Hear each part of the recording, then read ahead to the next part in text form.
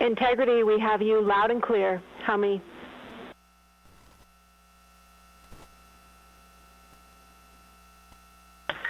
Houston, we have you the same, and it is so great to hear from Earth again. To Asia, Africa, and Oceania, we are looking back at you. We hear you can look up. I mean, take this moment in because we are experiencing history together. Because breaking just moments ago, the crew of Artemis II was no longer in a comms blackout, making contact with NASA again after about 40 minutes of silence. Now, in that time, the crew traveled further into space than anyone in history, catching views of the lunar surface never seen before by the human eye. Here to discuss it is retired NASA astronaut Terry Virts and former NASA technologist Les Johnson. Thank you both. It's so cool to experience this moment in history with both of you. Terry, I'm going to start with you. You've experienced a loss. Well, first of all, you know all four of these astronauts, but you've also experienced a loss of signal, not quite the same with the comms blackout that these four astronauts have experienced, but I imagine that's got to be a scary feeling. What was it like for you, and what do you think it was like for these four astronauts? Yeah, well, on the space shuttle and also on the space station, occasionally you lose comm for different reasons. Usually the satellite is not in view. It doesn't take that long before you can get it back normally. These guys lost comm because the Earth went behind the moon. I mean, they were literally could not see any one of the 8 billion humans in existence. It was just those four. And to be honest, whenever I had, we call it LOS, loss of signal, the crews love it. It's like, all right, you're on your own. It's kind of like mom's gone when you're a kid and you just get to play by yourself. So it was actually kind of nice to have some time alone. So I'm sure their eyes were glued to the window seeing, like, as you said, things that no human being has ever seen before. That was a really cool moment to see the Earth drift behind the moon and then drift on the other side of the moon as they came out of that loss of signal. I think I'd probably be a little scared, but you probably wouldn't. It was fun. I'm sure they had fun. I can't, I'm sure it's just miraculous. Les, I want to get your stance on the science side of this.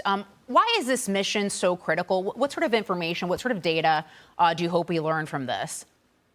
Well, I'll just start out with what we just experienced, because when we start sending people to the moon to stay and are going to be there for a long time, as well as other deep space missions, they're not going to be able to always call home all the time and be in constant communications. So one of the things that we're learning is how the crew can operate autonomously, how the systems work without having constant comm. And that's really important to demonstrate for the future of lunar exploration, first and foremost. The second thing, from the technology point of view, is the system is getting shaken down for future flights. I mean, this is only the second flight of this system and the first with crew. And if any problems come up, you want to figure them out now so you can get them fixed. And so far, everything I've heard is most things have gone really, really well. And we're really setting the stage very nicely for Artemis III, which will be flying a rendezvous and docking in space before we actually put boots on the ground. So the science and the technology look like they're going great. And I look forward to seeing some of the data.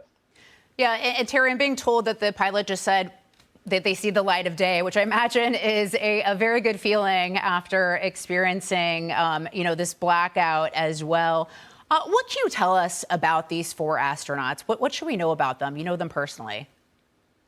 Yeah, they're all awesome human beings. And by the way, when you're in deep space, you never have nighttime. So it was actually because you're always in sunlight. So it was probably pretty nice to go behind the moon for a few minutes there. But I know all of them. They're all just awesome people. They're all super smart, super competent. 3 Americans and 1 Canadian. And also, let's remember the Europeans. They built part of the service module that's moving the capsule through space. So this is very much an international mission. But I just want to point out one thing. Reed Weissman, I was his backup on his first space flight with the Russian Soyuz years ago. We got to know each other's family. And unfortunately, his wife, Carol, passed away a few years ago from cancer. And they had a ceremony earlier today. I was very, very choked up seeing it, where they named a crater on the moon after Carol, who was a wonderful human being, mom to his kids. So that was just a special moment to have this crater on the moon named after Carol Weissman, a great lady. It's beautiful. Thank you for sharing that with us. Les, as we just heard from Terry, we're getting insight into what's happening in a different way than we have with the past on YouTube, being able to watch this unfold. What can we learn from that? And walk us through just some sort of like the technological advancements that we have seen over the years that have led us to this moment. Well, I think there have been some tremendous technical advancements. I can't imagine a more perfect test flight than this one that we've had here. But a lot of the technologies that have been advanced by Terry and others on space station have led to this, like the closed loop life support. Remember, we humans take a lot to keep us alive in deep space, and deep space is the worst environment you can imagine for trying to basically kill you every step of the way if anything fails or doesn't work correctly. And so the closed loop life support systems, recycling water on the space station will be needed for the lunar base, scrubbing carbon dioxide out of the air, which happens pretty naturally here on Earth, not enough perhaps, but you have to do it all manually on the spacecraft that's going out there. The communications, communicating with the deep space network for the amount of data that's coming back. And that doesn't even count the propulsion systems. A lot of this technology dates back several years, but it's being integrated into a new way. And we're developing new technologies that are going to be used in the program, things like electric propulsion and nuclear power that'll contribute to all this. It's fascinating. Thank you both for joining us on this historic night. We appreciate it.